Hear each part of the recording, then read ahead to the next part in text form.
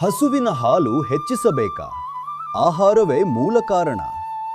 ರೈತ ಬಂಧುಗಳೇ, ಹಸು ಚೆನ್ನಾಗೇ ಕಾಣಿಸ್ತಾ ಇದೆ, ಆದ್ರೂ ಹಾಲು ಮಾತ್ರ ಕಡಿಮೆ ಬರುತ್ತಿದೆಯಾ?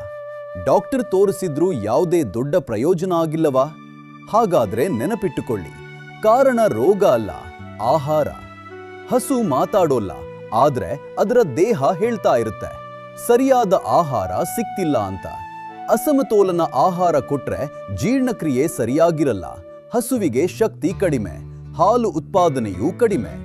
ಅದಕ್ಕಾಗಿ ಬೇಕಾಗಿರೋದು ಪೋಷಕಾಂಶ ತುಂಬಿದ, ಸುಲಭವಾಗಿ ಜೀರ್ಣವಾಗುವ ಒಳ್ಳೆಯ ಕ್ಯಾಟಲ್ ಫೀಡ್.